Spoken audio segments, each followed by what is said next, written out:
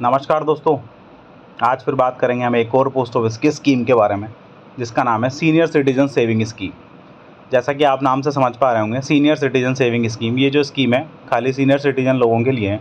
तो senior citizen का basically मतलब क्या होता है, कोई भी इंडिविजुअल जो 60 साल से ऊपर का है उसको सीनियर सिटीजन की कैटेगरी में रखा गया है। तो ये जो 60 साल से ऊपर वाले हैं, इन्हीं के लिए ये स्कीम है सीनियर सिटीजन सेविंग स्कीम। इसकी जो करंट इंटरेस्ट रेट है वो 8.2% पर एनम है। ये टाइम टू टाइम चेंज होती रहती है, तो अभी इस टाइम पे 8.2% पर एनम है। इसकी बेसिकली जो अपन बात करते हैं वो है मिनिमम डिपॉजिट का कितना है। One deposit in the account in multiples of 1000 के मल्टीपल में इसको कर सकते हैं। मैक्सिमम इसका 30 लाख है। पहले इसका 15 लाख हुआ करता था, पर अभी 2023 के बजट के अंदर गवर्नमेंट ने इसको 30 लाख तक बढ़ा दिया है। 30 लाख तक कर दिया है इसको। कोई भी, अब इसको कौन कौन ओपन कर सकता है, नॉर्मली हम बात करें तो इसको एक कोई भी individual and individual about 60 year of age, 60 साल से ऊपर का कोई भी इंडिविजुअल इसको ओपन कर सकता है। अगर कोई रिटायर्ड सिविलियन एम्प्लॉई है, वो 55 साल से ऊपर का है या बिलो 60 ईयर ऑफ एज, 55 और 60 के बीच का अगर कोई भी रिटायर्ड सिविलियन एम्प्लॉई है तो वो भी इसको ओपन कर सकता है। बट शर्तें क्या है उसकी, रिटायरमेंट होने के 1 महीने के भीतर 1 महीने के अंदर अंदर उसको इसको इन्वेस्टमेंट को करना पड़ेगा। ऐसे ही रिटायर्ड डिफेंस एम्प्लॉई हैं, उनके लिए 50 साल से ऊपर और 60 साल के बीच की एज रखी गई है, यानी 50 से 60 तक के बीच में वो लोग भी अकाउंट ओपन कर सकते हैं।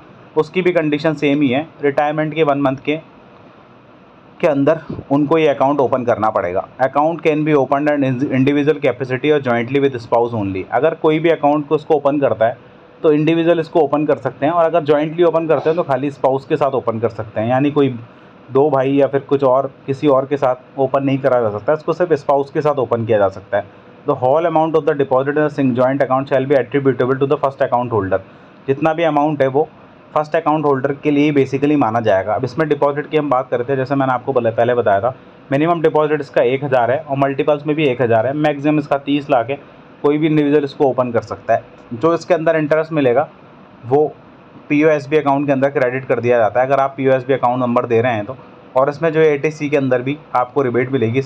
इस जो स्कीम से आपको जो भी इंटरेस्ट मिलेगा उसको एटीसी के अंदर भी रिबेट मिलेगी, पर उसकी टर्म्स एंड कंडीशन है कुछ। अगर 50,000 से ऊपर का फाइनेंशियल ईयर के अंदर इंटरेस्ट अर्न कर रहे हैं, 50,000 तक अर्न कर रहे हैं तो कोई प्रॉब्लम नहीं है। 50,000 से ऊपर का अगर आप अर्न कर रहे हैं तो फिर आपको टैक्सेबल है, टैक्स देना पड़ेगा फिर आपको।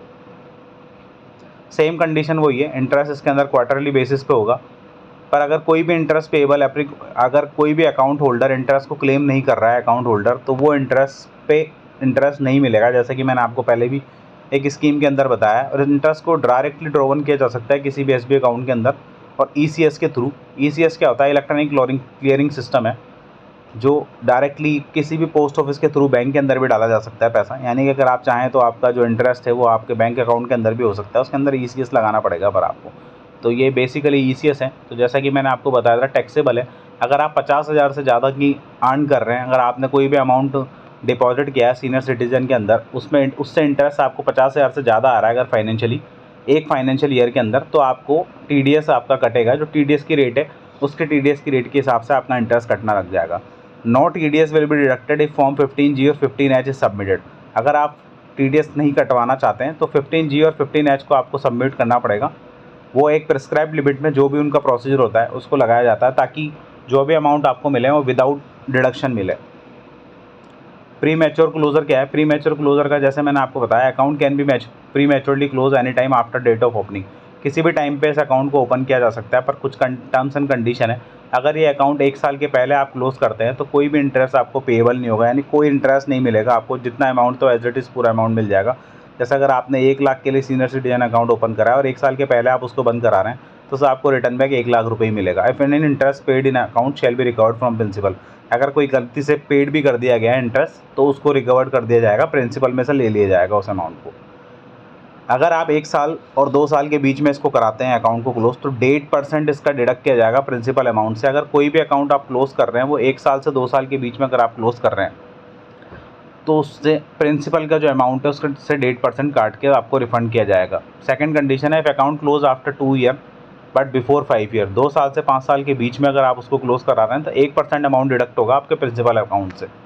Extended amount can be close after the expiry of 1 year from the date of extension of the account without any deduction. अब मैच्योरिटी क्या है, मैच्योरिटी जैसे मैंने आपको बताया था, सीनियर सिटीजन का अकाउंट है वो भी 5 साल के लिए ओपन होता है। अकाउंट में भी close after 5 year from the date of opening, जिस डेट से आपने ओपन किया है उसके जस्ट 5 साल बाद आपका अकाउंट ओपन क्लोज कर दिया जाएगा, यानी क्लोज हो जाएगा ऑटोमेटिकली। जैसा मैंने आपको और स्कीम्स में ही बताया, अगर कोई अकाउंट होल्डर की डेथ हो जाती है तो जो डेथ की जो डेट है उसके बाद जिस भी डेट पे आप विड्रॉल कराते हैं या फिर क्लोज कराते हैं, उस डेट से विड्रॉल की डेट तक का जो अमाउंट रहेगा वो आपको एसबी रेट ऑफ इंटरेस्ट से दिया जाएगा, अगर मैच्योरिटी कंप्लीट हो गई है तो। In case spouse is a joint holder, अगर स्पाउस जॉइंट होल्डर है और वो सोल नॉमिनी भी है, जॉइंट होल्डर है या सोल नॉमिनी है, दोनों एक ही बात है। Account can B continue till maturity, अगर वो चाहें तो अकाउंट को कंटिन्यू कर सकते हैं till maturity.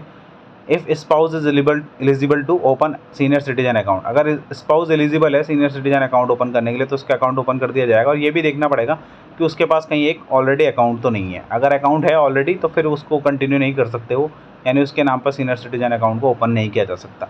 Extension of account क्या है, इस अकाउंट का जो एक्सटेंशन है वो 3 साल के लिए किया जा सकता है, 3 साल के फर्दर पीरियड के लिए किया जाता है from the date of the maturity. एक आपको एप्लीकेशन फॉर्म सबमिट करना पड़ेगा, उसके बेसिस पे इस अकाउंट को एक्सटेंड कर दिया जाएगा।